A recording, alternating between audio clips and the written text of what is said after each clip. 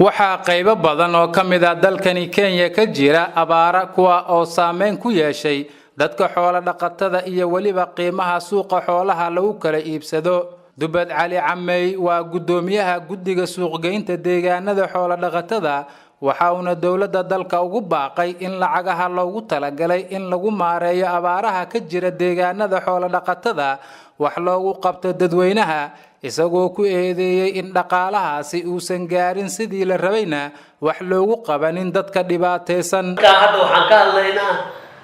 siday dawladda sheegtay dhowr meelood oo dadkii xoolo dhaqadka ah meeluhu degayeen ayaa abaara ka jira 11 district baa la sheegay. dawladdu waxay sheegtay inay lacag badan bixisay laakiin lacagta waxa weey nama soo gaarta sida u badan. abaara waan aragnay dawladdu gurmad bay soo bisaa dhaxdan u baadad u istaaga marka suuqa markii la shushubi yaa dad qaarkii gacmihiisa wax ku haraayay lacagta Kenya suuqa kalootay noqotay in nin intuu u dhiibo ninka kala asoo waxba wax la harin u gudbiyo way adkaatay. waxaana daliil u ah gaazexadaha waxa ku qoran raggii mas'uulka ahaa ee wadanka loo dhigtay qaarkiis waxa uu sidoo wax u maamulay. marka waxaan rabnaa dawladda way mahadsan tahay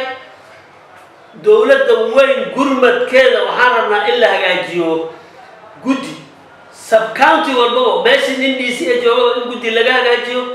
haddii la doono DC-ga ha ahaado chairman laakiin dadka laga qayb geliyo dadka la doortay MCA ha laga qayb geliyo beeraleyda laga qayb geliyo dhalinyarada laga qayb geliyo maamooyinka shirkadaha maxuuha samafalka.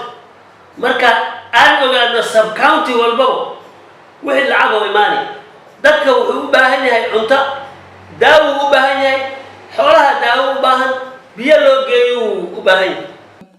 abaaraha ayaa waxaa sidoo kale saameynta laga dareemayaa suuqyada lagu iibiyo xoolaha iyada oo dadka xoolo dhaqatada ay cabasho ka muujinayaan oo manaha iyo biyo la'aanta ka jirta deegaanadooda isla markaana gargaar degdeg ah ka codsadeen dawladda. ummadda baadiyaha joogto oo aan la kulliyo horta dhibkeedan waa biyo niman biyahaas inuu horta muxuu sheegay horta nin rafaasan dawladda hadday gargaar u soo bixin dadku uu rafaasan yahay dawladana dadka ma laha meel kasta inay booyd ay geesaa loo biyo dhaamin loo baahan dawladana lacagtu waa iska barkiisa waa iska jirta sarif iyo biyo madow baa ka imaada abaar kulul baan haysa ilaahay roob hana xoolaha way liitaan ariga geerigu bilaabo ariga aad bay u liitaan biyo oraxda tii aan arki jirnay maaha abay orax maskaxda kaaga dhigo oo dadka shacabka way baabeen biyo ma haysan. ka waran suuqa maanta sidee weeyo beeca iyo muusaamey beeca walaalo beeca ma fiicna looda hilbaha beeca lagu gali jiray صدن يا دور بالو قال جرى الله بيع هذا سيده هذا ما أقول لي تا أرجع وكسي درينها مركا قال هذا الشيء قال السوق يساعد بوحده مركا ولا لو وحنا هاي ستة عبان الجزاء أبار كل بان هاي إلهي أنا سوق بوجه رب الله نسي الله قد يبقى قرقار هاد بالو قباهني هوني وايد مان هاي ذاك أبار حن باهسا دودو كوهر هذا يا عرق ذاك الواحد ما هيس مساعدة هذه إلهي حقيس دكتور لكن دولة مساعدة ولا غيره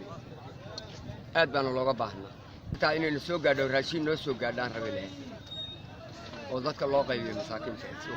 سوق دولة كورن بمركز سوق ما أنت عادي ما تسامن سده بعد هاد بوع صدني سدح صدني أفر صدني شن الله اللي قدنا ما أنت لبعتني اللحظة على قدها يا وجه محايا لمركز تام حكينا أبارتها كيني سامل وقدي مال